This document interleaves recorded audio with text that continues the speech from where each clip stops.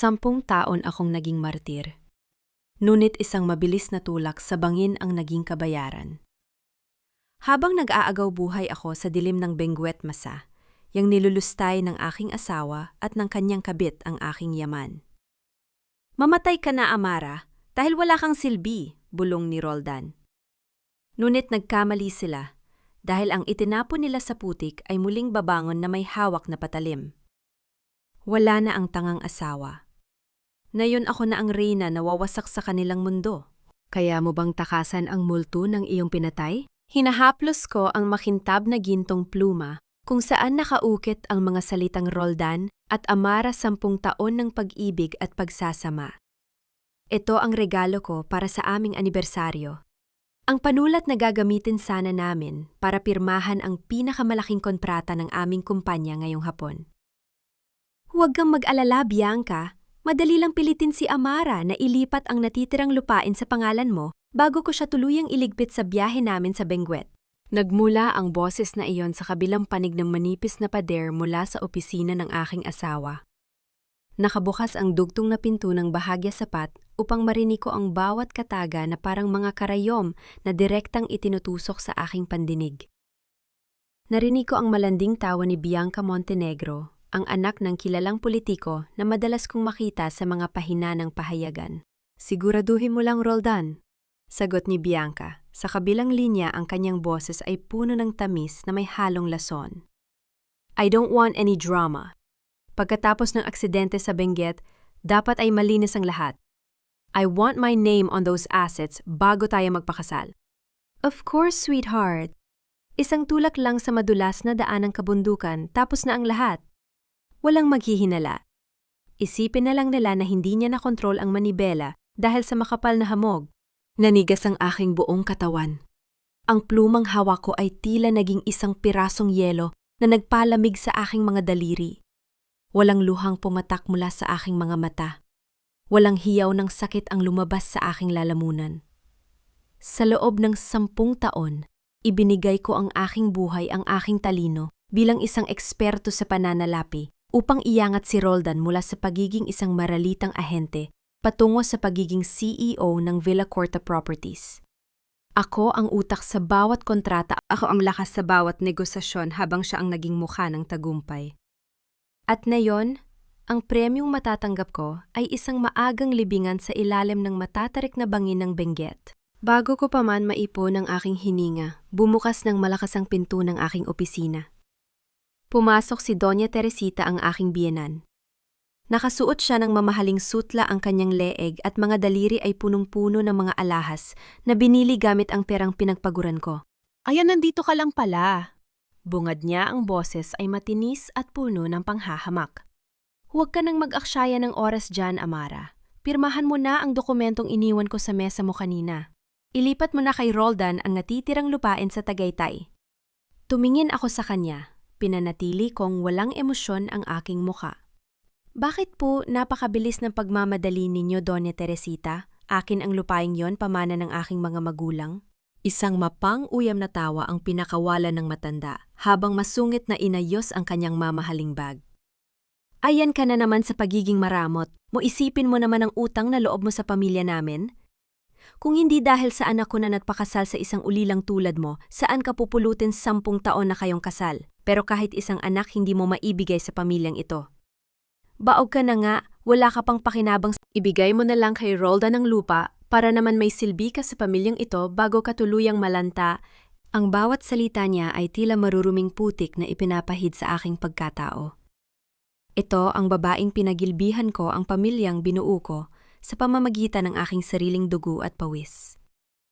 Noon sapat na ang isang salita mula sa kanya upang mapaiyak ako sa sulok ng aming silid. Ngunit na yon, habang pinagmamasdan ko ang kanyang kulubot na mukha na puno ng kasakiman, wala akong naramdaman, kundi isang malalim at malamig na kapuutan.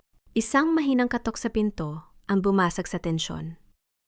Pumasok ang aking kalihim, si Carla, na may hawak na tablet. Ma'am Amara, handa na po ang mga mamamahayag sa ibaba para sa gaganaping press conference. Hinihintay na po kayo sa boardroom para sa formal na paggawad ng kontrata. Sa likod ni Carla, sumunod na pumasok si Roldan. Ang kanyang muka ay may suot na perpektong ngiti ang ngiti ng isang mapagmahal na asawa na ipinapakita niya sa harap ng mundo. Lumapit siya sa akin at hinawakan ng aking balikat. Ang kanyang mga kamay na dati ay nagbibigay sa akin ng init, na yon ay tila kuko ng isang buwaya yang handa akong lamunin. Sweetheart, malambing na tawag ni Roldan habang may mapanuring sulyap sa aking biyenan. Are you ready? Ngayong araw ay isusulat natin ang pinakamalaking kasaysayan ng ating kumpanya. Kailangan na nating pirmahan ang huling dokumento bago tayo humarap sa media. Tumingin ako ng diretso sa kanyang mga mata. Walang takot, walang pag-aalinlangan. Nakita ko ang sarili kong refleksyon sa kanyang mga itim na mata, isang babaeng hindi na niya muling makokontrol. Roldan. Sagot ko, ang aking boses ay banayad. Ngunit may talim na tila kayang humiwa ng bakal. Isusulat niya natin ang kasaysayan ngayon, isang kasaysayan na hinding-hindi mo kailanman malilimutan. Bahagyang kumunot ang kanyang no sa lamig ng aking tinig, ngunit agad din niyang ibinalik ang kanyang ngiti. That's my girl. Pirmahan mo na ito at pagkatapos ng press conference, tutuloy na tayo sa Benguet para sa ating bakasyon. I've already prepared everything. Gusto ko sanang pirmahan ito ngayon, Roldan. Waika ko habang dahan-dahang ibinababa ang gintong pluma sa ibabaw ng mesa. Ngunit biglang sumakit ang aking ulo. Iwan niyo muna ako ng 5 minuto upang makapag-ayos. Isusunod ko ang aking pirma sa boardroom. Siguraduhin mo lang, Amara. Singit ni Doña Teresita habang papalabas ng pinto kasama si Roldan. Huwag mo kaming ipahiya sa harap ng mga bisita. Nang tuluyan ng sumara ang pinto, ang natitirang init sa aking puso ay tuluyang naging yelo. 10 taon ng aking buhay ang ibinigay ko sa kanila. Ngunit ngayon, ang bawat segundo ng aking natitirang oras ay gagamitin ko upang bawiin ang lahat ng aking inalay. Mabilis kong kinuha ang aking telepono at tinawagan ang aking personal na bank manager. Huwag mong ituloy ang nakaisedyo na paglilipat ng pondo mula sa aking personal na account patungo sa joint account ng kumpanya ngayong hapon. I-freeze mo ang lahat ng aking personal na ari-arian. Ngayon din. Masusunod po, Ma'am Amara, sagot ng manager bago ko pinatay ang tawag ng walang pag-aalinlangan. Kasunod nito, mabilis kong isinalpak ang isang flash drive sa aking computer at kinopya ang lahat ng mga lihim na dokumento ng pananalapi ng Villa Corta Properties, ang mga ebidensya ng mga peking transaksyon na lihim na ginagawa ni Roldan sa likod ng aking likod upang pundohan ang marangyang pamumuhay nila ni Bianca. Tumayo ako mula sa aking upuan, inayos ang aking pulang blazer at humarap sa salamin. Ang aking mukha ay tila isang pader ng yelo na walang anumang bitak. Haharapin ko si Roldan sa boardroom, ngunit hindi bilang kanyang biktima. Bumukas ang pinto ng boardroom sa ibaba. Ang mga flash ng camera ng mga mamamahayag ay nagdulot ng pansamantalang liwanag sa madilim kong paningin. Nakita ko si Roldan na nakatayo sa tabi ng podium, naghihintay na ibigay ko sa kanya ang aking yaman at ang aking buhay. Amara, sweetheart, pumunta ka na dito sa harap? Tawag ni Roldan sa harap ng mikropo. No ang kanyang boses ay umaalingaw-naw sa buong silid habang ang mga kamera ay nakatutok sa akin. Mumiti ako ng bahagya, isang niting puno ng lihim na kamatayan, habang dahan-dahang naglalakad patungo sa kanya, bit-bit ang dokumentong hindi kailanman magkakaroon ng aking pirma. Ang malamig at makapal na hamog ng Benguet ay tila mga daliring gumagapang sa salamin ng aming sasakyan. Gabi na at ang kalsada sa gilid ng bundok ay tahimik liblib at walang ibang ilaw kundi ang hatid ng aming sasakyan. Ipinatabi ni Roldan ang kotse sa isang maaliwalas na bahagi ng cliffside. Sa gilid nito ay ang madilim at matarik na bangin na walang sinumang makikitang katapusan. Lumabas ka muna, Amara, malamig na utos ni Roldan habang pinapatay ang makina. Sariwa ang hangin dito. Maganda para sa masakit mong ulo. Lumabas ako ng walang pag-aalinlangan. Ang lamig ng hangin ay agad na yumakap sa aking balat, ngunit mas malamig ang titig ng aking asawa habang lumalapit siya sa akin.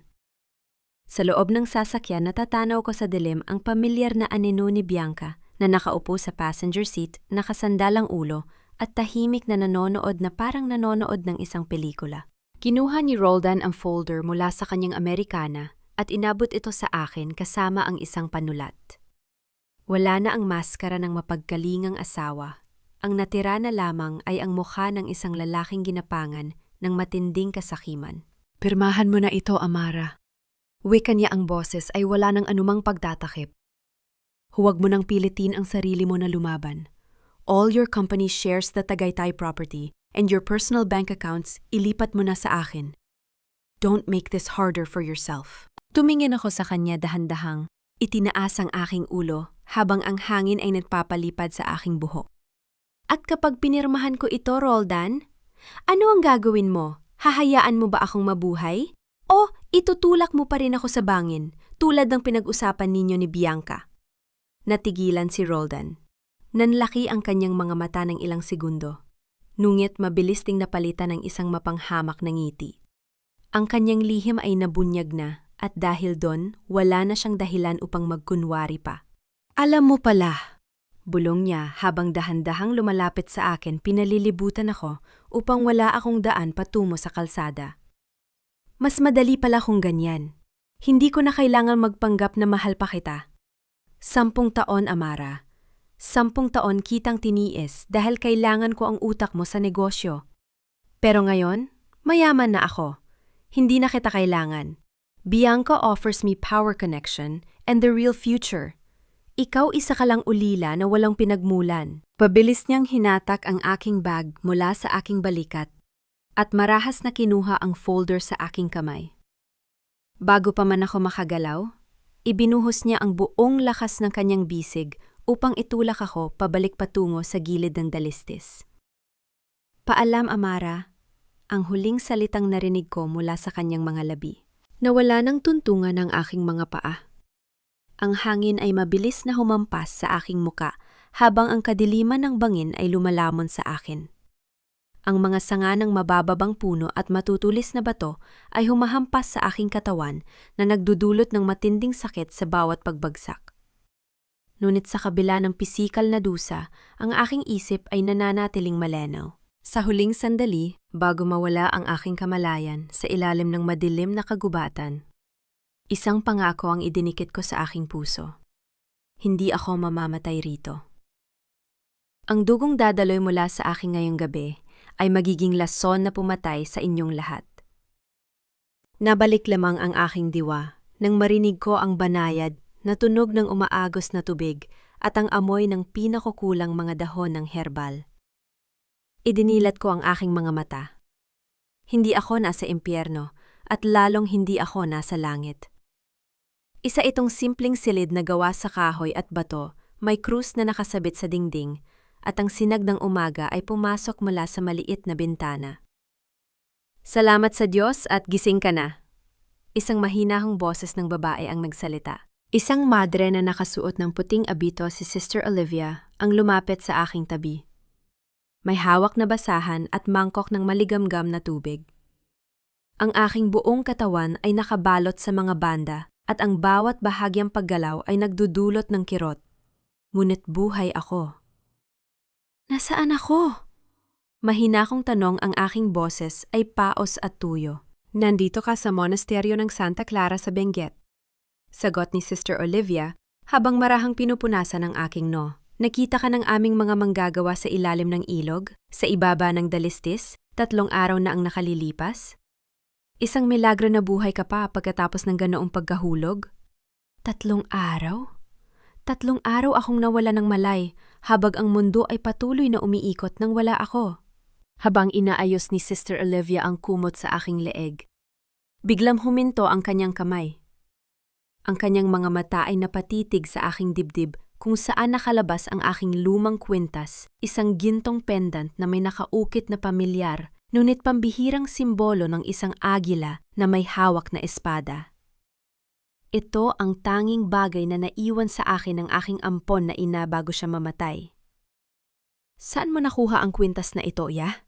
Nanginginig ang boses na tanong ni Sister Olivia. Tumingin ako sa kwintas. Sa ina ko po. Sabi niya nakasabit na ito sa leeg ko noong makita niya ako sa isang 10-20 taon na ang nakalilipas Lumapit pa ng lalo si Sister Olivia. Ang kanyang mga kamay ay nanginginig habang hinahawakan ang pendant, nang hindi ito tinatanggal sa akin. Hindi ito ordinaryong alahas. Ito ang selyo ng pamilya de Alvarado, ang pinakamayamang angkan sa buong Pilipinas. 20 taon na silang naghahanap sa nawawalang nag-iisang anak ng bilyonaryong si Don Leandro de Alvarado matapos itong dukutin noong bata pa. Natigilan ako. Ang pangalang de Alvarado ay hindi bago sa akin. Sila ang nagmamay-ari ng pinakamalaking bangko at kumpanya ng langis sa bansa. Mga taong hindi man nang maabot ang tingin ni na Roldan at Bianca. Bago ko pa man maiproseso ang katotohanan ito sa aking isip, bumukas ang pinto at pumasok ang isa pang madre na may dalang mga bagong labang damit at isang pahayagan mula sa Maynila. Sister Olivia, ito na po ang pahayagan kahapon. Wika ng batang madre bago inilagay ang papel sa ibabaw ng mesa sa tabi ng aking higaan. Napatitig ako sa pabalat ng pahayagan. Sa gitna ng unang pahina ay ang malaking larawan ni Roldan na nakasuot ng itim na barong, nagpupunas ng luha sa harap ng isang saradong kabaong na napapalibutan ng mga puting bulaklak.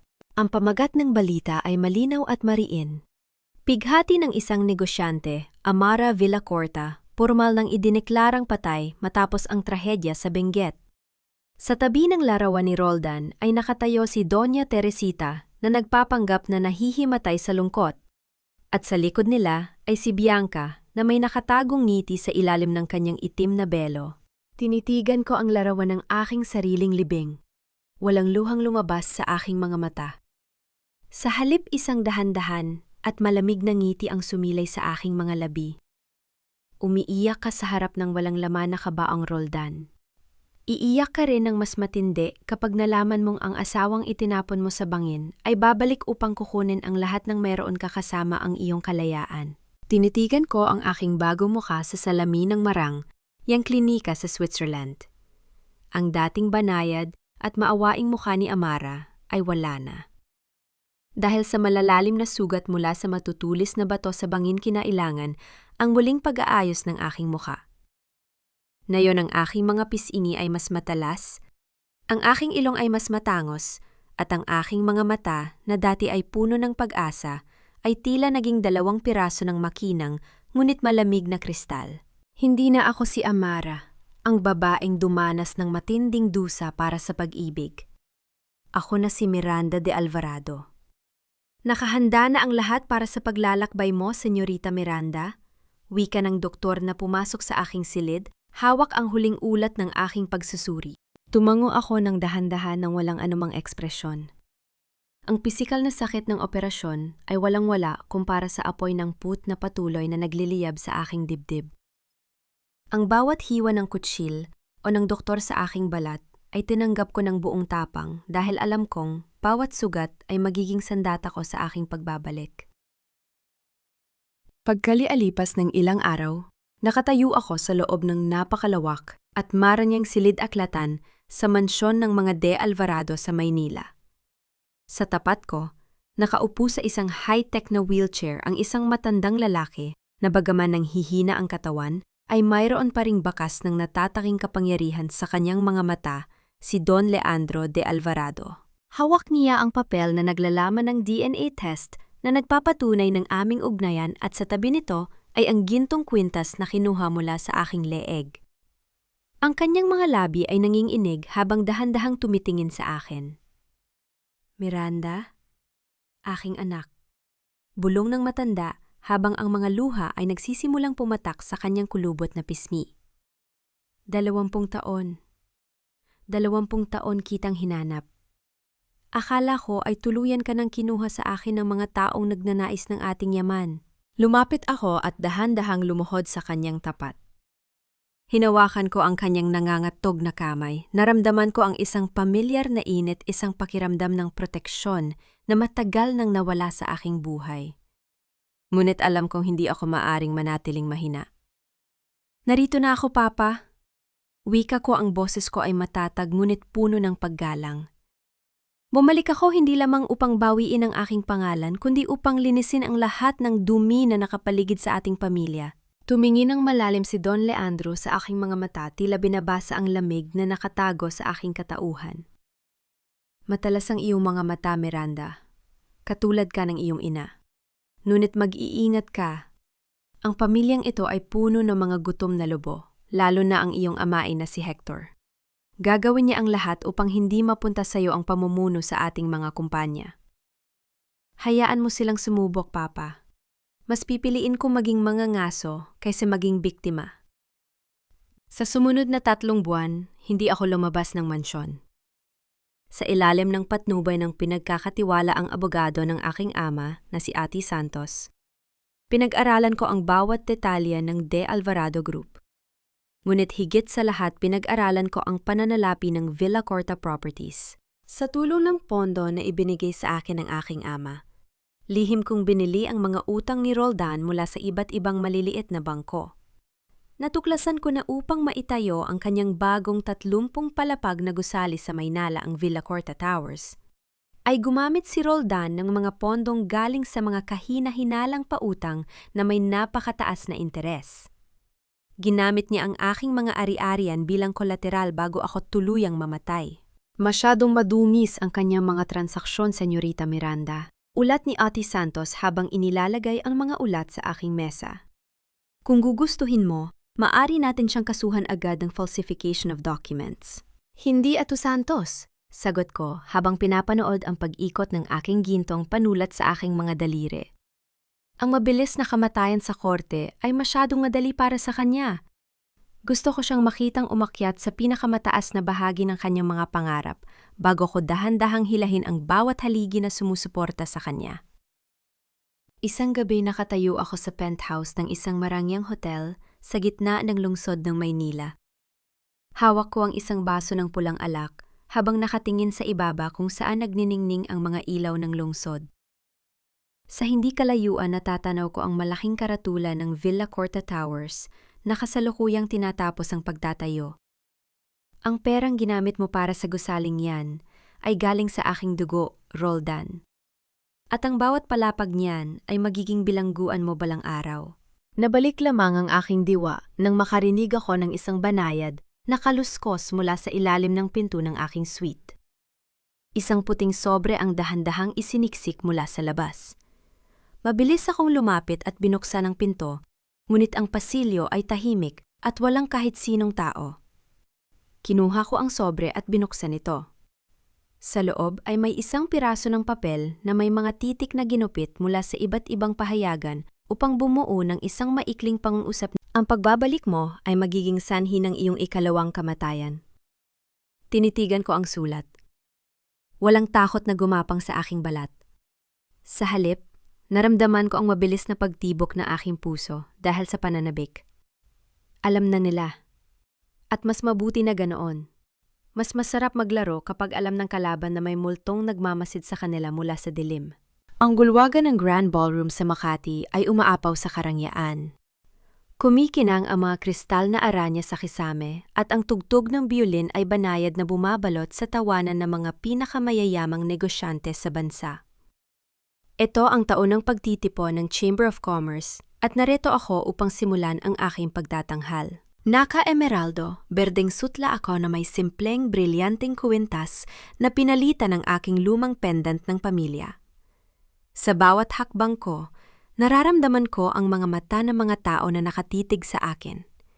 Hindi dahil kilala nila ako bilang si Amara, kundi dahil tinitingnan nila ang bagong mukha ng kapangyarihan. Sa di kalayuan nakita ko si Roldan. Nakasuot siya ng mamahaling tuxedo, hawak ang isang baso ng champagne habang pilit na sumisingit sa grupo ng mga kilalang bangkero. Sa tabi niya nakakapit sa kanyang braso si Bianca Montenegro, suot ang isang kulay gintong gown na tila sumisigaw ng karangyaan ngunit kulang sa klase. Miss De Alvarado, napakagandang gabi para sa ating unang pagkikita. Wika ng host ng okasyon, si Don Alfonso, na lumapit sa akin. Hayaan mong ipakilala kita sa mga kasamahan natin sa industriya. Nang magsimulang maglakad si Don Alfonso patungo sa kinaroroonan ni Roldan, sumunod ako ng may mahinang hakbang. Naramdaman ko ang mabilis na paglingon ni Roldan nang marinig niya ang pangalan ng aking pamilya. Roldan, Bianca, nais kong ipakilala sa inyo ang nag-iisang anak at punong tagapayo sa pamumuhunan ni Don Leandro, pakilala ni Don Alfonso. Ito si Miranda de Alvarado. Tumingin sa akin si Roldan, nakita ko ang panandaliang pagkalito sa kanyang mga mata. Ang kanyang pandama ay tila naghahanap ng isang bagay na pamilyar, ngunit ang kanyang isip ay agad ding sumuko sa harap ng aking bagong muka at matikas na tindig. Isang malaking karangalan, Miss de Alvarado. Wika ni Roldan habang dahan-dahang kinukuha ang aking kamay upang magbigay ng maggalang na bati. I'm Roldan Villacorta, CEO of Villacorta Properties. I've heard so much about your financial strategy in Switzerland. Salamat, Mr. Villacorta, sagot ko. Ang aking boses ay mas mababa at may formal na tuno, malayo sa malambing na tinig ng kanyang dating asawa. I've also heard about your company, ang Villacorta Towers, isang ambisyosong proyekto para sa isang medyo bagong pangalan sa merkado. Bahagyang lumaki ang ngiti ni Roldan, iniisip na isang papuri ang aking sinabi. Yes, Miss de Alvarado, we are expanding rapidly. Actually, we are looking for a strategic partner for our next phase. A joint venture with the De Alvarado Group would be revolutionary. Bago pa ako makasagot, sumingit si Bianca. Hinigpitan niya ang kapit sa braso ni Roldan habang tinitingnan ako mula ulo hanggang paa nang may halong ingit. Roldan is too modest, Ms. de Alvarado. Wika ni Bianca pilit na pinatunog ang kanyang boses mayaman. Ang aking ama, si Senator Montenegro, ay may malaking suporta sa proyektong ito. We have political backing which guarantees that this investment is 100% secure. It's a privilege to invest with us. Tumingin ako kay Bianca. Isang malamig at mapang-uyam na ngiti ang sumilay sa aking mga labi. Isang pribilehiyo. Ulit ko sa kanyang sinabi sapat ang lakas upang marinig ng mga nakapaligid na bisita. Sa aking pagkakaalam, Miss Montenegro, ang mga political na koneksyon ay hindi nagbabayad ng interes sa bangko. At ayon sa aking huling pagsusuri sa merkado, ang pangalan ng iyong ama ay kasalukuyang nakatali sa ilang isyu ng hindi matatag na ari-arian. Sa De Alvarado Group, naniniwala kami sa lohika at malinis na pananalapi, hindi sa mga political na pabor, na madaling maglaho kapag nagbago ang ihip ng hangin. Namutla si Bianca. Ang kanyang mga labi ay nangatal sa kahihiyan, habang ang ilang kababaihan sa aming paligid ay nagtakip ng kanilang mga bibig upang itago ang tawa. You! How dare you! Susubukan sana magsalita ni Bianca, ngunit agad siyang pinigilan ni Roldan sa pamamagitan ng isang mariing hawak sa kanyang siko. Ipaumanin mo si Bianca, Miss de Alvarado. Mabilis na singit ni Roldan habang may butil ng pawis na nagsisimulang lumabas sa kanyang lo. Masyado lang siya excited, but I assure you our financial books are clean. Real estate is booming and we need a quick bridging loan to finalize the construction. Alam ko kung bakit siya nagmamadali. Ang mga credit lines niya sa mga pangunahing bangko ay lihim ko nang ipinasuspinde gamit ang impluensya ng aking ama. Desperado na siya sa pondo upang hindi mapatigil ang kanyang proyekto. I understand, Mr. Villacorta, wika ko habang dahan-dahang iniikot ang aking baso ng alak. I like people who are hungry for success. Magpadala ka ng iyong panukala sa aking opisina bukas. Maghahanda ako ng isang espesyal na kasunduan sa pautang. High yield collateralized.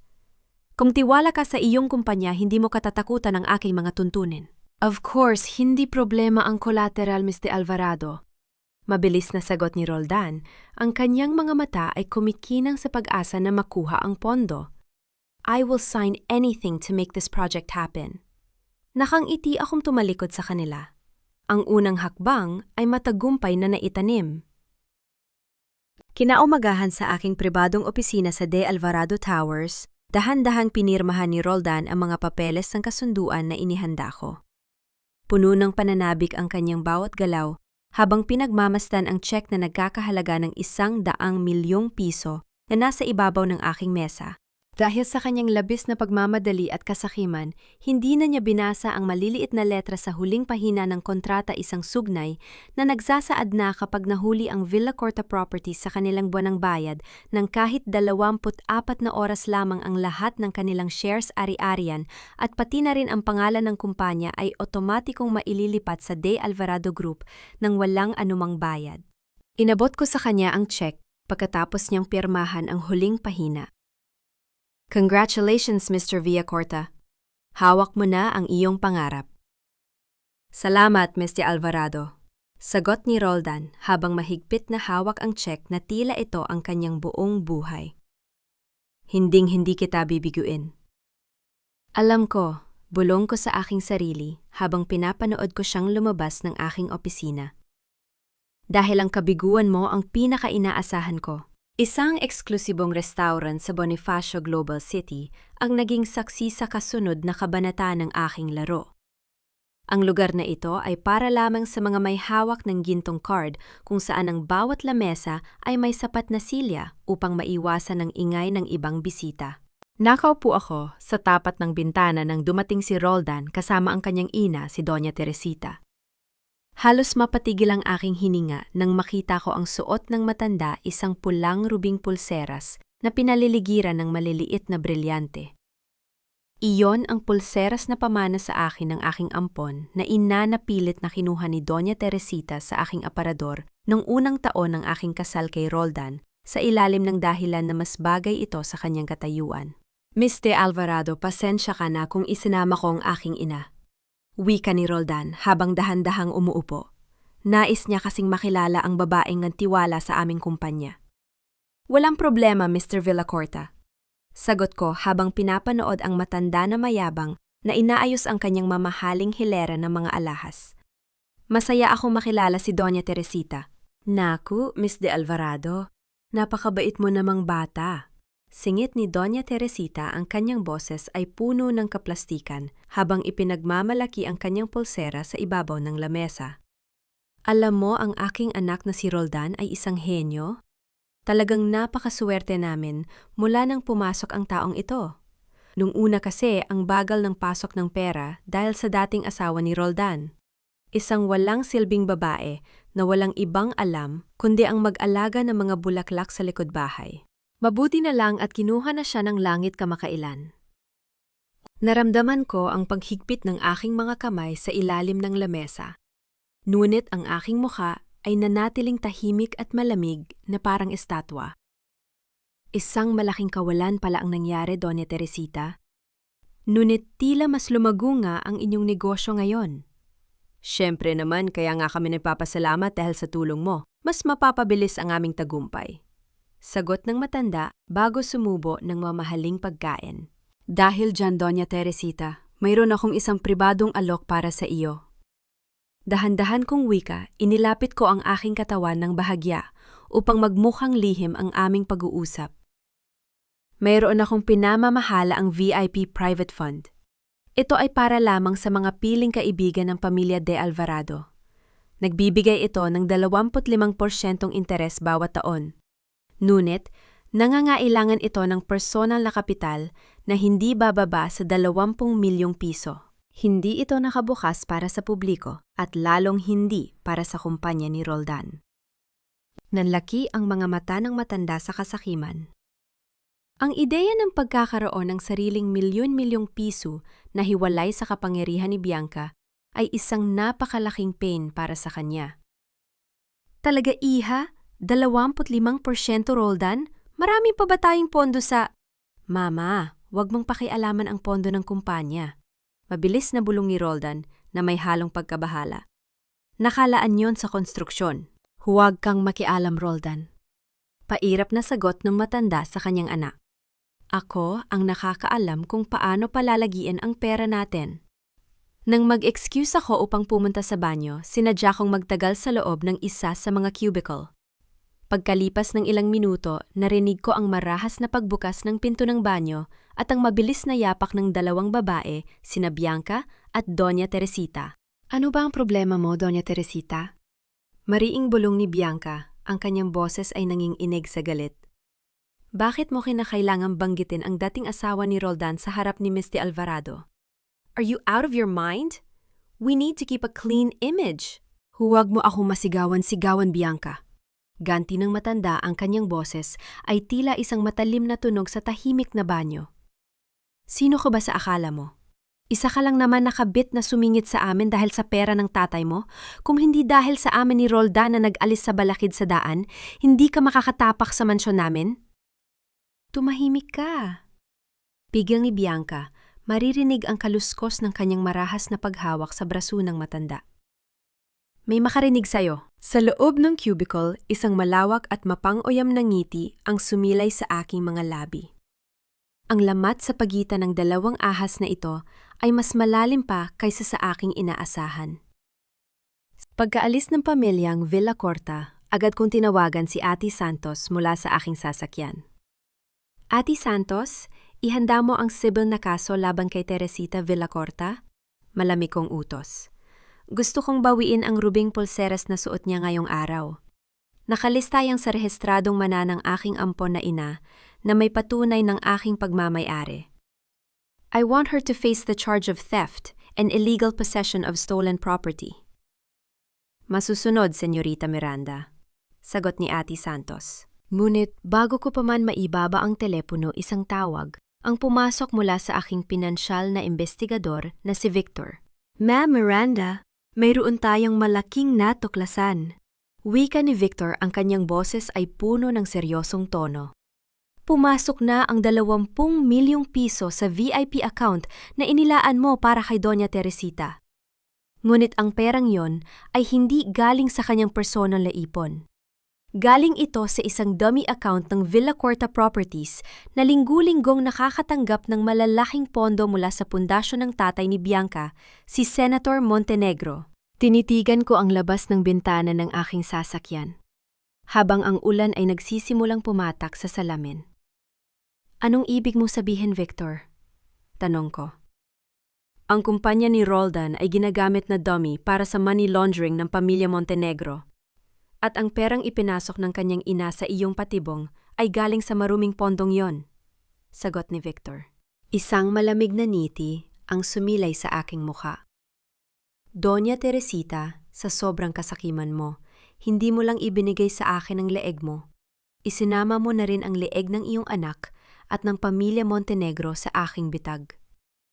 Ang hapagkainan ng mga de Alvarado ay tila isang malamig na kaharian ng mga anino. Ang mahabang lamesang gawa sa madilim na kahoy ng nara ay napaliligiran ng mga antigong kagamitan. Ngunit, ang hanging umiira sa pagitan namin ay mas mabigat pa kaysa sa semento. Nakaupo si Don Leandro sa kabisera, habang sa aking tapat ay nakaupo si Hector de Alvarado, ang aking amain. Mayroon siyang matatalas na mata at isang mapanuring ngiti na tila laging naghahanap ng kahinaan sa bawat salitang aking binibigkas. Miranda dear, panimula ni Hector habang dahan-dahang hinahati ang karne sa kanyang pinggan gamit ang kutsilyo. It's so fascinating how you survived all those years sa Switzerland. Saan ka nga ulit na syudad doon nanirahan? Sabi ni Ate Santos, doon ka raw nag-aral ng finance. Sa Zurich, Uncle Hector. Sagot ko bago dahan-dahang uminom ng tubig. Isang tahimik na lugar. Mas nakatutok ako sa pag-aaral, kaya hindi ko masyadong naikot ang bansa. Is iyon ba? Pagpapatuloy ni Hector, ang kanyang boses ay puno ng mapagkunyari na interes. It's just that, napansin ko lang na kapag nag-uusap tayo, ang iyong accent ay napakalokal. Para bang hindi ka naman talaga umalis ng Pilipinas? Tumingin ako sa kanya nang may malamig na katatagan. Ang aking ampon na ina ay isang purong Filipina uncle. Siniguro niya na hindi ko malilimutan ang aking pinagmulan. O baka naman sadyang napakalakas lang ng dugong de Alvarado sa aking mga ugat, kaya hindi ito kayang burahin ng banyagang kultura. Isang mahina, ngunit mariing ubo mula kay Don Leandro ang bumasag sa aming pag-uusap. Agad na lumapit ang personal na nurse ni Don Leandro upang iabot ang kanyang gamot na kinuha naman ni Hector mula sa maliit na botel, upang iabot sa aking ama.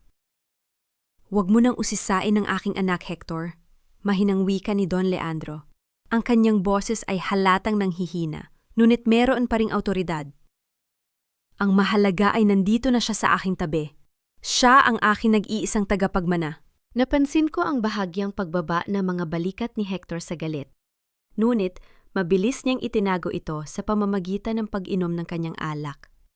Habang pinapanood ko ang aking ama na dahan-dahang lumulunok ng gamot, nakaramdam ako ng isang kakaibang hinala. Ang panghihina ng aking ama ay masyadong mabilis para sa isang simpleng sakit sa puso. Kailangan kong suriin ang gamot na yon sa lalong madaling panahon. Hating gabi. Ang buong mansyon ay nababalot na ng malalim na katahimikan. Suot ang isang madilim na kasuotan dahan-dahan kung binuksan ang pinto ng opisina ni Hector sa dulo ng pasilyo ng ikalawang palapag. Ang tanging liwanag na aking gamit ay ang screen ng aking telpon. No. Mabilis akong lumapit sa kanyang malaking lamesa ng opisina. Gamit ang isang maliit na kawat na natutunan kong gamitin sa aking mga nakaraang paghahanda, dahan-dahan kong binuksan ang nakakandado nitong drawer. Sa loob ay may isang makapal na itim na folder. Nang buksan ko ito, ang aking mga mata ay napatitig sa isang lumang dokumento ng transaksyon sa bangko 20 taon na ang nakalilipas. Ito ay isang lihim na paglilipat ng 5 milyong piso patungo sa account ng isang kilalang sindikato ng kidnapping sa bansa, ang Black Eagle Syndicate. Ang petsa ng transaksyon ay eksaktong 3 araw bago ako nawala nung bata pa ako. At sa ibaba ng dokumento, malinaw na nakasulat ang pirma ng naglipat ng pondo Hector de Alvarado. Nanginig ang aking mga daliri sa tindi ng poot.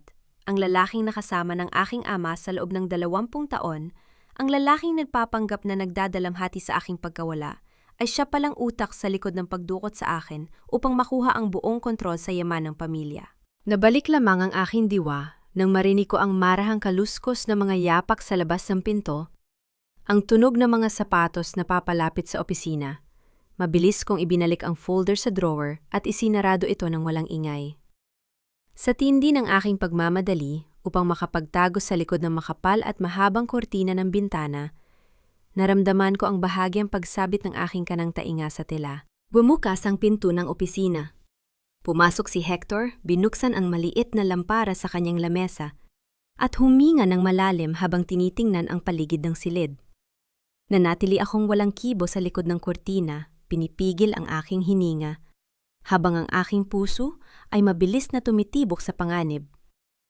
Pagkalipas ng ilang minuto, lumabas din si Hector upang kumuha ng maiinom sa kusina. Sinamantala ko ang pagkakataong yon upang mabilis na lumabas sa opisina at bumalik sa aking sariling silid. Nang makapasok ako sa aking silid, humarap ako sa salamin upang pakalmahin ang aking hininga. Ngunit nang tignan ko ang aking sarili, halos mapatigil ang aking puso. Ang aking kanang tainga ay wala ng suot, na hikaw ang pambihirang esmeraldang hikaw na suot ko sa hapunan kanina, na regalo pa sa akin ni Don Leandro ay nawawala. Sa loob ng madilim na opisina, bumalik si Hector hawak ang isang baso ng whiskey. Habang papalapit siya sa kanyang bintana, may isang bagay na kumislap sa sahig sa ilalim ng kortina na nakakuha ng kanyang pansin. Dahan-dahan siyang yumuko at pinulot ang maliit na bagay.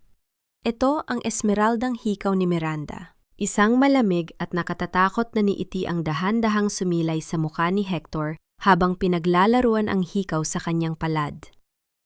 So, ikaw pala ang multo sa loob ng bahay na ito, Miranda? Ang opisina ni Roldan ay naging pugad ng matinding takot at pag-aaway.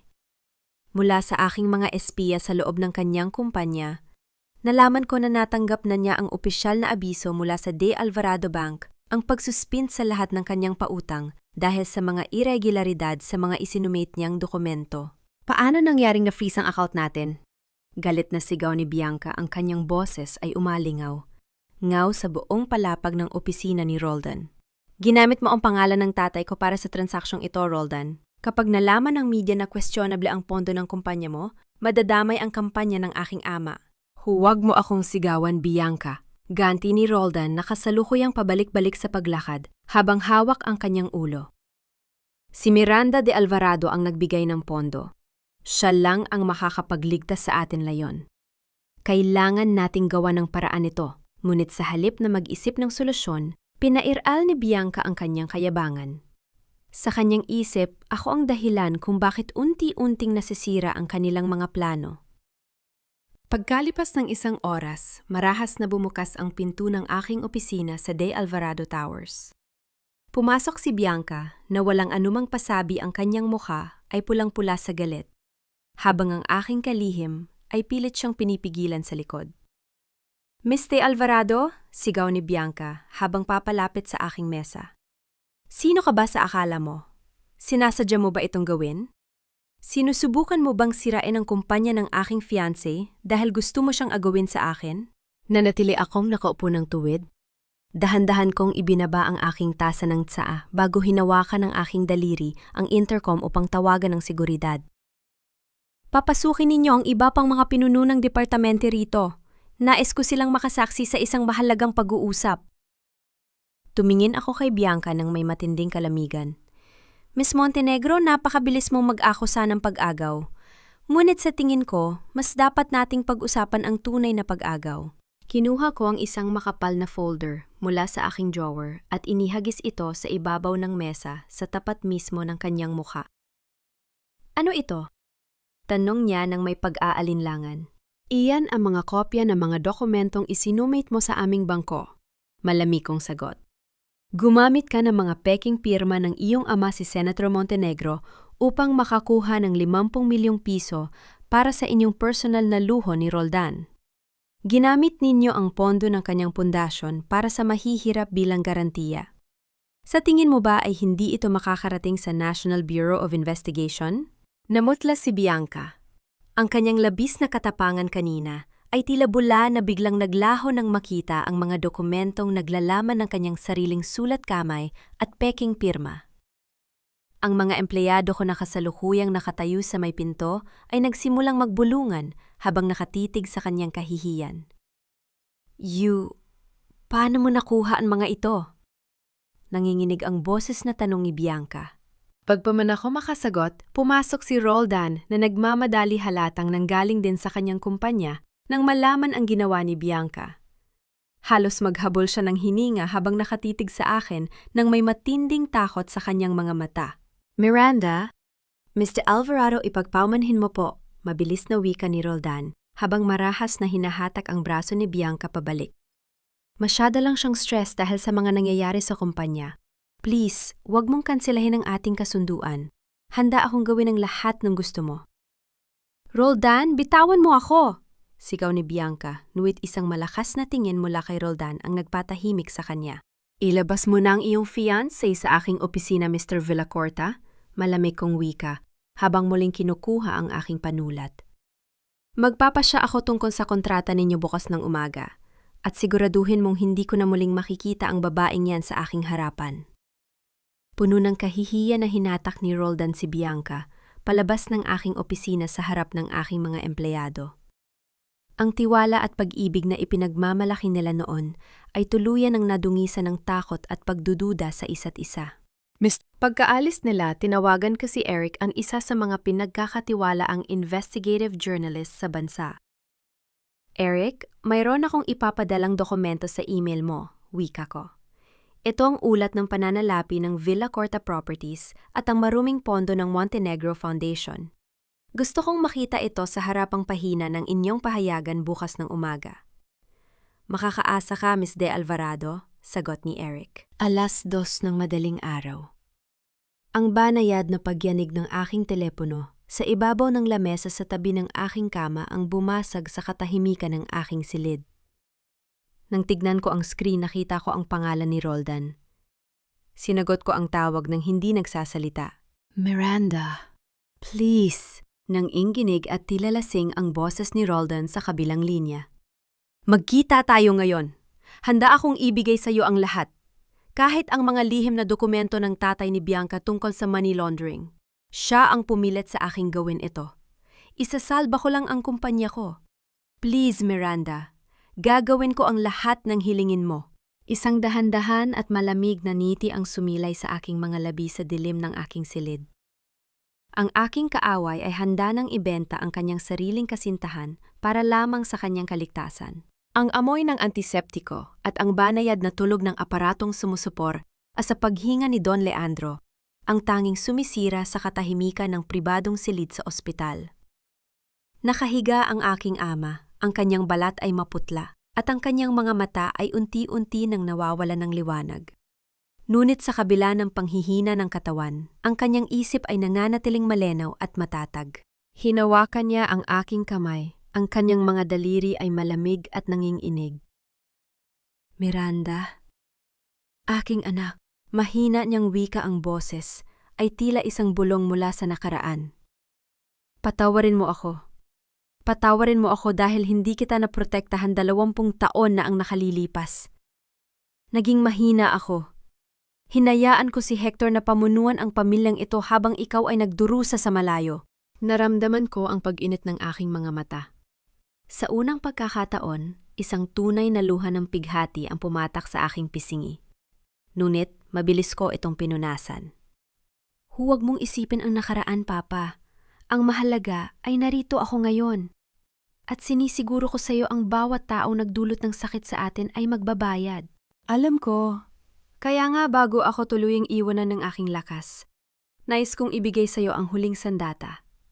Wika niya, habang dahan-dahang kinukuha ang isang maliit na itim na flash drive at isang lumang dokumento mula sa ilalim ng kanyang unan. Nandyan ang lahat ng patunay ng mga transaksyon ni Hector sa sindikato ng kidnapping, pati na rin ang aking opisyal na huling testamento na nagtatalaga sa iyo bilang nag-iisang tagapamahala ng aking buong yaman. Narehistro na yan ni Ate Santos sa korte.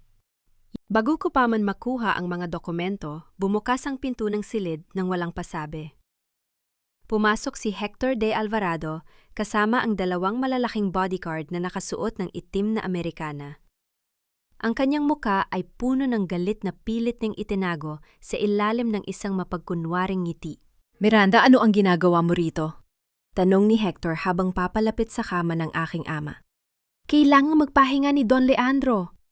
Bilang kasalukuyang namamahala sa De Alvarado Group, ako ang magpapasya kung sino ang maaaring gumisita sa kanya. At sa tingin ko, mas mabuting lumabas ka na ngayon. Tumayo ako ng tuwid, hinarap ko siya ng walang kahit anong takot.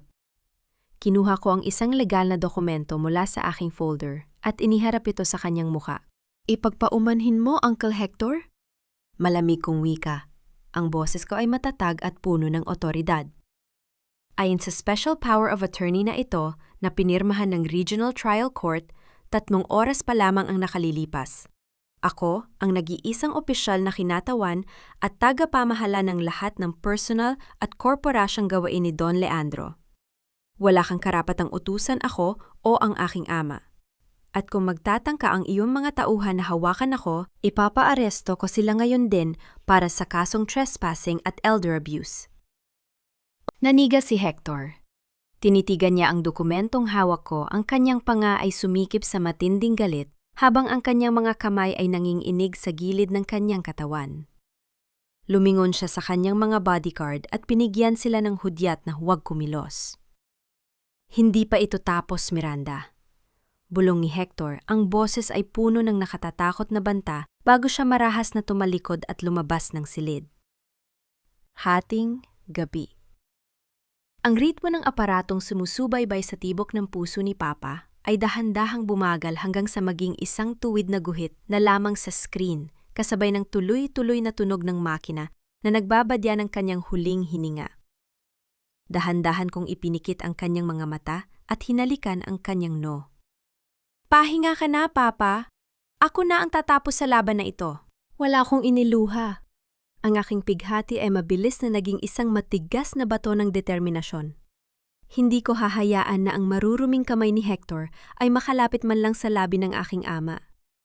Ngunit habang pababa ako sa lobi ng ospital kasama si Ate Santos, biglang pumasok ang isang ulat ng balita sa aking telepo o na nagmula sa isa sa mga sikat na istasyon ng telebisyon.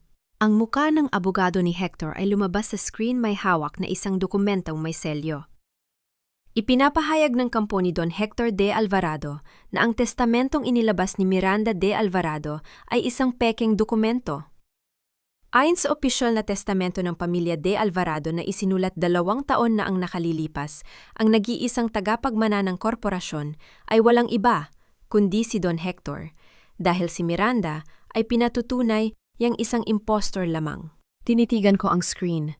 Ang digmaang pinaka-inaasahan ko ay pormal nang nagsimula sa harap ng buong bansa. Ang Grand Ballroom ng isang kilalang 5 bituing hotel sa Maynila ay punong-puno ng mga bulaklak mamahaling pagkain at mga kilalang tao sa lipunan.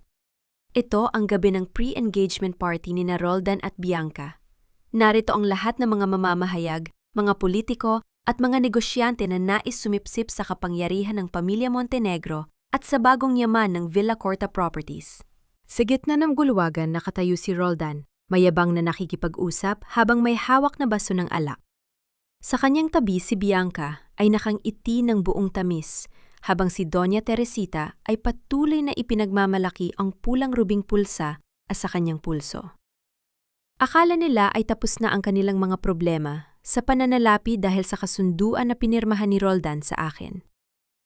"Magandang gabi sa inyong lahat," wika ko habang dahan-dahang pumapasok sa bulwagan. Nakapulang sutla ako, ang kulay ng nagliliyab na apoy at ng dugong dumanas ng kawalang katarungan. Agad na natahimik ang paligid at ang lahat ng mga kamera ng media ay nakatutok sa aking bawat hakbang. Lumapit si Roldan sa akin nang may malawak na ngiti. Iniisip na narito ako upang maging tagapagligtas ng kanyang kumpanya. Miss De Alvarado, napakagandang gabi para sa ating pagdiriwang. Wika ni Roldan habang pilit na inaayos ang kanyang Amerikana upang magmukhang formal. "Salamat sa pagdating." "Siyempre naman, Mr. Villacorta." Sagot ko, ang aking boses ay malumanay, ngunit may talim. "Hinding-hindi ko palalampasin ang gabi kung saan magbabago ang inyong kapalaran." Ilang minuto ang lumipas, umakyat si Roldan sa entablado, kasama si Bianca upang magbigay ng toast. Kinuha niya ang mikropono at hinarap ang mga bisita. "Bago natin simulan ang hapunan, nais kong tawagin ang aming pangunahing kasosyo at tagapayo, si Miss Miranda De Alvarado, upang magbigay ng ilang salita para sa aming kasunduan." Panawagan ni Roldan habang itinuturo ako ng may pagmamalaki. Umakyat ako sa entablado. Kinuha ko ang mikropon o mula sa kanyang kamay tumingin sa daan-daang tao na nakatitig sa akin at pagkatapos ay lumingon sa nagpapanggap na masayang magkasintahan sa aking tabi. "Salamat, Roldan." Panimula ko ginamit ko ang kanyang unang pangalan ng walang formalidad. "Ngayong gabi, meron akong inihandang isang napaka-espesyal na presentasyon para sa inyong dalawa." Dahan-dahan kong itinuro ang malaking projector screen sa likod ng entablado. Namatay ang mga ilaw sa bulwagan at sa halip na kontrata ng negosyo ang lumabas, isang madilim na larawan ng bangin sa Benguet ang ipinakita kasunod ng isang malinaw at nanginginig na audio recording na umalingaw-ngaw sa buong ballroom. Isang tulak lang sa madulas na daan ng kabundukan, tapos na ang lahat. Walang maghihinala. Isipin na lang nila na hindi niya nakontrol ang manibela. Iyon ang boses ni Roldan, kasunod ng malanding tawa ni Bianca na nirecord ko mula sa aking lumang opisina. Kasunod nito ang screen ay napuno ng mga dokumento ng bangko, mga ulat ng pananalapi na nagpapatunay ng money laundering ng pamilya Montenegro gamit ang kumpanya ni Roldan bilang dummy. Ang buong bulwagan ay napuno ng matinding bulungan at ang mga flash ng camera ay nagsimulang kumislap ng walang humpay. Ang mukha ni Roldan ay tuluyang nawalan ng kulay, habang si Bianca ay nanginginig sa takot at kahihiyan sa tabi ng entablado. "Ano ito? Patayin ninyo ang projector?" Galit na sigaw ni Doña Teresita habang mabilis na umaayat sa entablado upang kumprontahin ako. "Sinungaling ka, sinisiraan mo ang pamilya namin. Sino ka ba sa akala mo, ha?" Tumingin ako sa matanda nang may malamig na ngiti. "Doña Teresita, mas mabuting tingnan mo ang mga pulis na kasalukuyang pumapasok sa mga pinto ng bulwagan. Narito sila para sa'yo dahil sa kasong iligal na pagmamay-ari ng nakaw na pulang rubing pulseras na suot mo ngayon na pag-aari ng aking yumaong ina." Pumasok ang isang pangkat na mga pulis na pinangunahan ng isang hepe, hawak ang opisyal na warrant of arrest para sa kanila. Humakbang si Roldan patungo sa akin, Ang kanyang mga mata ay puno ng matinding takot at pagkalito habang ang kanyang buong katawan ay nanginginig. Miranda, please, sino ka ba talaga? Bakit mo ito ginagawa sa amin? Inilapit ko ang mikropono sa aking mga labi. Pinanatili ko ang aking boses na tahimik mababa. Ngunit sapat ang lakas upang marinig ng buong bansa. Tumingin ka ng mabuti sa aking mga mata, Roldan. Hindi ako si Miranda sa iyo. Wika ko ang bawat salita ay tila isang hatol ng kamatayan. Ako, si Amara Villacorta. Ang asawang itinapon mo sa bangin sa Benguet. Isang nakabibinging katahimikan ang bumalot sa buong ballroom bago muling sumabog ang ingay ng mga mamamahayag. Halos lumabas ang mga mata ni Roldan sa matinding takot habang ang mga pulis ay dahan-dahang lumapit upang pusasan silang tatlo sa harap ng mga kumikinang na ilaw ng media. Ang kanilang kasakiman, ang kanilang kapangyarihan at ang kanilang danhura ay tuluyang gumuho sa isang gabi ng sukdulang kahihiyan. Pagkalipas ng ilang minuto, lumabas ako sa labi ng hotel. Ang sariwang hangin ng gabi ay humampas sa aking muka at sa unang pagkakataon sa loob ng maraming buwan, naramdaman ko ang tunay na kaluwagan sa aking dibdib. Ang hustisya ay nagsimula ng gumulong para sa mga taong nagtapon sa akin sa dilim. Ngunit bago pa man ako makahakbang patungo sa aking sasakyan, isang malaking itim na SUV ang mabilis na huminto sa aking tapat na nagdulot ng banayad na kaluskos sa kalsada. Bumukas ang mga pinto nito at tatlong lalaking nakasombrero at nakasuot ng itim na jacket ang mabilis na lumabas. Bago ko pa man maitaas ang aking kamay upang ipagtanggol ang aking sarili, marahas nilang hinawakan ang aking mga braso at binuhat ako patungo sa loob ng sasakyan. "Sumama ka sa amin, Senyorita Miranda," bulong ng isa sa kanila habang isinasara ang pinto ng sasakyan. "Kung ayaw mong masaktan." Mabilis na umandar ang sasakyan patungo sa madilim at walang katao-taong bahagi ng lansangan ng Maynila. Ang amoy ng kalawang basang kahoy at maalat na simoy ng dagat mula sa kalapit na daungan ang sumalubong sa aking pandama. Idinilat ko ang aking mga mat. Nakatali ang aking mga kamay at paa sa isang lumang bakal na upuan sa gitna ng isang abandonadong bodega sa port area ng Maynila. Sa tapat ko nakatayo si Hector de Alvarado, may hawak na revolver habang pabalik-balik sa paglakad. Ang kanyang mukha ay puno ng galit, ang kanyang dating maayos na hitsura ay tuluyan ng nasira ng desperasyon dahil sa pagkabigo ng kanyang mga plano sa korte. "Akala mo ba ay nanalo ka na, Miranda?" Galit na wika ni Hector habang itinuturo sa akin ang dulo ng kanyang baril. "Nakuha mo ang tiwala ni Leandro, ngunit nakalimutan mo na ako pa rin ang may hawak ng kapangyarihan sa pamilyang ito. Hindi ko hahayaan na ang isang tulad mo ang magmana ng lahat ng aking pinagpaguran." Tinitigan ko siya ng walang kahit anong takot. Isang malamig na tawa ang dahan-dahang lumabas sa aking mga labi. "Uncle Hector, masyado ka ng matanda para sa ganitong uri ng laro. Ang dukutin ako ng 2 beses sa iisang buhay ay nagpapakita lamang ng kawalan mo ng talino at pagiging desperado." "Tumahimik ka?" marahas niyang sigaw, habang itinutok ng mas malapit ang baril sa aking no. "Dapat ay pinapatay na kita. 20 taon na ang nakalilipas sa halip na binayaran ang mga tangang kidnapper na yon." Ngunit naging maawain ako. "Nayupatay na si Leandro, wala na magliligtas sa'yo. Pirmahan mo ang dokumentong ito ngayon din." Ibinagsak niya ang isang papel ng kasunduan sa ibabaw ng kalawanging mesa sa aking tabi, isang dokumento ng paglilipat ng lahat ng shares ng De Alvarado Group sa kanyang pangalan. "Pirmahan mo yan o dito sa bodegang ito matatapos ang iyong buhay," banta niya habang dahan-dahang ikinasa ang martilyo ng baril. Hindi niya alam na bago pa man ako lumabas ng hotel kanina, inihanda ko na ang aking huling depensa. Dahan-dahan kong pinagdikit ang aking mga sakong upang i-activate ang micro GPS tracker na nakatago sa ilalim ng aking mga sapatos. Higit sa lahat, ang gintong kwintas na suot ko na kamakailan ay pinalagyan ko ng maliit na mikropo na sa tulong ni Victor ay kasalukuyang nagpapadala ng live stream audio ng bawat salitang binibigkas ni Hector. "Bakit ko naman pipirmahan ang sarili kong hatol, Uncle?" Tanong ko, sinadya kong pahabayan ang aming pag-uusap upang mas marami siyang maipagtapat. "Kaya mo ba akong ipapatay, tulad ng dahan-dahang paglason mo kay Papa sa pamamagitan ng kanyang mga gamot? Oo, at walang sinumang makakaalam.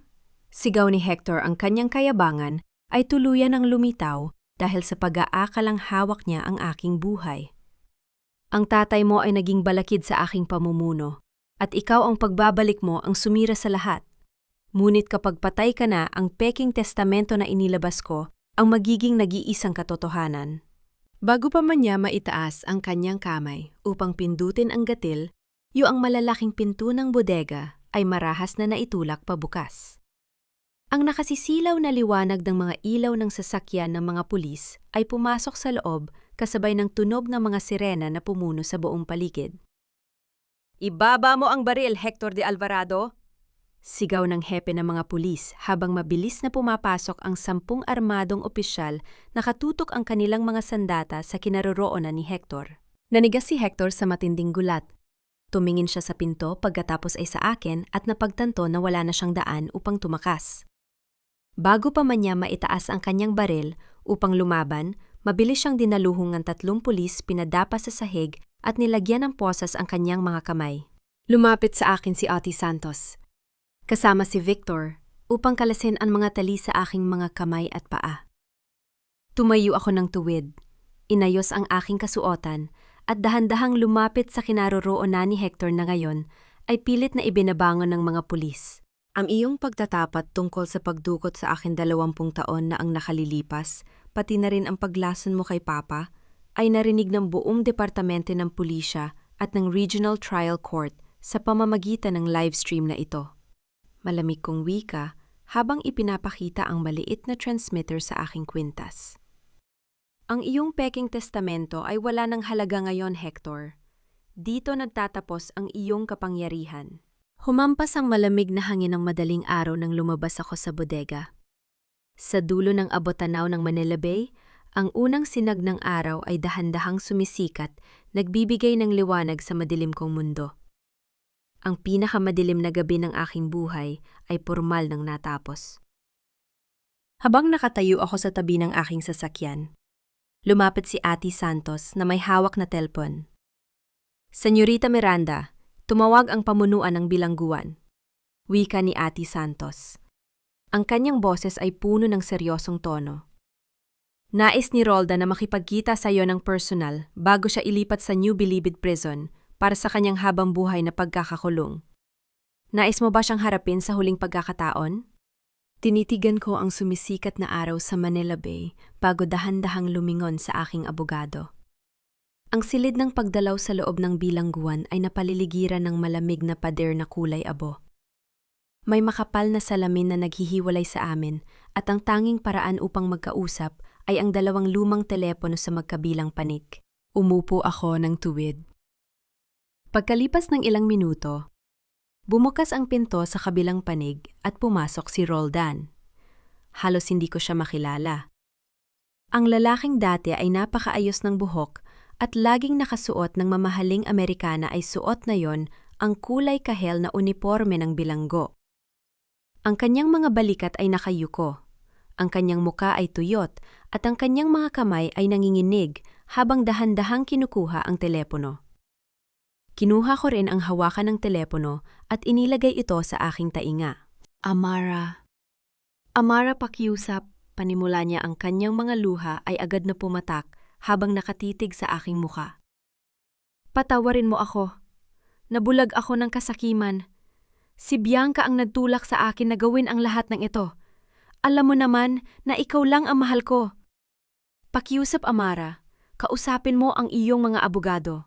Kung iurong mo ang kasong Meusat, mababawasan ang aking parusa. Para sa 10 taon nating pagsasama, pakiusap."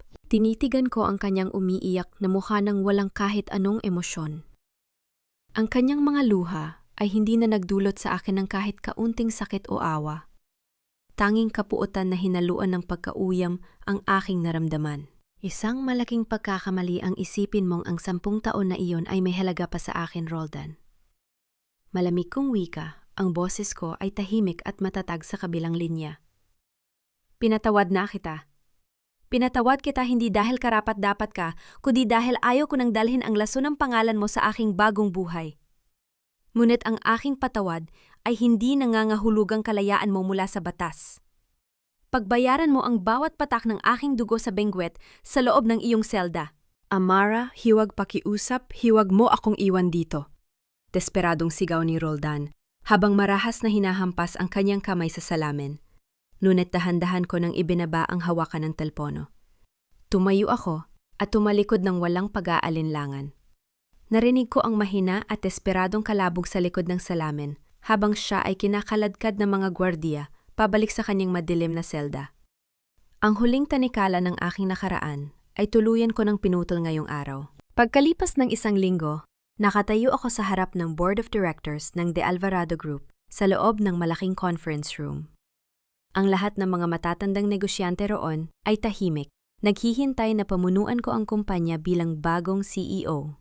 Ipinapaalam ko sa inyong lahat na tinatanggihan ko ang posisyon bilang CEO ng De Alvarado Group. Formal kong pahayag na nagdulot ng malaking pagkabigla sa buong silid. Ipinag-utos ko na rin kay Ate Santos ang pagbebenta sa lahat ng mga ari-ariang konektado sa maruruming transaksyon ni Hector. Ang bawat sentimo mula sa bentahang yon ay ililipat sa mga pampublikong pondo at mga programa para sa mahihirap. Hindi ko itatayo ang aking kinabukasan sa ibabaw ng yamanan na bahiran ng dugo at luha. Bagaman nagulat ang mga kasapi ng board, nakita ko ang paggalang sa kanilang mga mata. Ang nag-iisang anak ni Don Leandro ay may natatanging dignidad na hindi kayang bilhin ng pera. Inilunsad ko ang Amara Foundation, isang organisasyong nakalaan upang magbigay ng legal, pinansyal at psikolohikal na tulong para sa mga kababaihang biktima ng pang-aabuso, pagtataksil at manipulasyon sa pananalapi. Ginamit ko ang aking sariling talino sa pananalapi upang palagiin ang pundasyong ito hindi para sa aking sarili, kundi para sa libu-libong kababaihan na tulad ko noon na walang boses upang lumaban. Isang hapon, habang inaayos ko ang aking mga gamit sa aking bagong opisina, dumating ang isang puting sobre mula sa Benguet. Binuksan ko ito at nakita ang sulat kamay ni Sister Olivia. Sa loob ay may kalakip na isang piraso ng lumang papel na may sulat kamay ng aking ama si Don Leandro na isinulat niya ilang araw bago siya mamatay. Aking anak Miranda. Mayroong isang malawak na lupain sa tuktok ng kabundukan ng Benguet na nakapangalan lamang sa iyo. Malayo ito sa ingay at kasakiman ng Maynila. Inilaan ko ito para sa iyo upang maging isang kanlungan ng iyong kapayapaan kapag natapos na ang lahat ng iyong laban. Doon mo simulan ang iyong tunay na tahanan. Tinitigan ko ang sulat habang ang hangin sa labas ng bintana ay tila nagdala ng pamilyar na amoy ng pine trees at sariwang lupa ng kabundukan. Ang malamig at sariwang hangin ng Benguet ay yumakap sa aking buong katawan habang nakatayo ako sa beranda ng isang magandang gusaling gawa sa kahoy at bato. Ito ang bagong kanlungan ng Amara Foundation na itinayo sa lupang ipinamana ng aking ama, si Don Leandro. Sa ibaba natatanaw ko ang ilang kababaihan na masayang nagtatawanan habang nag-aaral ng paghahabi ng mga tradisyonal na tela habang ang kanilang mga anak ay malayang naglalaro sa berdeng damuhan. Lumapit sa aking tabi si Sister Olivia, may hawak na 2 tasa ng mainit na tsaan ng luya. Napakatahimik ng hapon na ito, Amara, malumanay niyang wika habang inaabot sa akin ang tasa. Oo, sister, sagot ko habang pinapanood ang dahan-dahang paglubog ng araw sa likod ng matatarik na kabundukan. Ito ang katahimikang matagal kong hinanap. Marami ang nagtatanong sa akin pagkatapos ng lahat ng nangyaring gulo sa Maynila. Pinatawad ko na ba ang mga taong nagdulot sa akin ng matinding sakit? Tumingin ako sa malawak na langit. Pinatawad ko na sila. Pinatawad ko si Rold, at si Bianca, si Doña Teresita at maging si Hector. Ngunit pinatawad ko sila hindi dahil karapat-dapat sila sa aking habag, kundi dahil ayaw ko nang dalhin ang bigat ng put sa aking puso. Ang put ay tila isang lason na ako ang umiinom. Ngunit inaasahan kong ang aking mga kaaway ang mamamatay. Sa pamamagitan ng pagpapatawad, pinalaya ko ang aking sarili mula sa kanila. Ngunit ang aking patawad ay hindi nangangahulugang kawalan ng katarungan.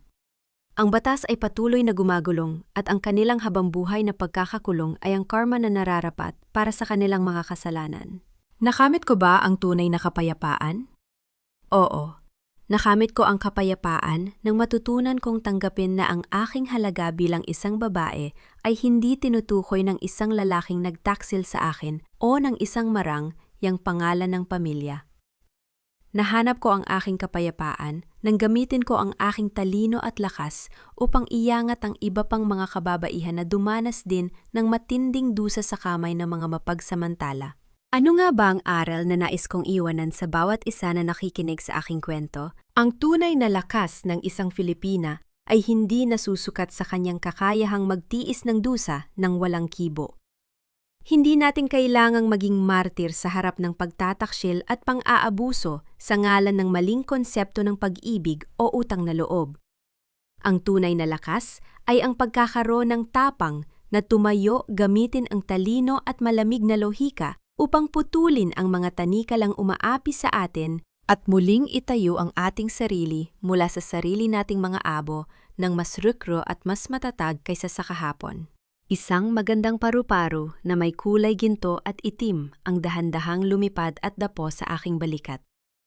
Hindi ko ito itinaboy. Hinayaan ko itong manatili dun habang pinapanood ko ang huling sinag ng gintong araw na naglaho sa kabundukan. Ang aking nakaraan ay tuluyan ng natapos at ang aking bagong buhay ay pormal nang nagsimula.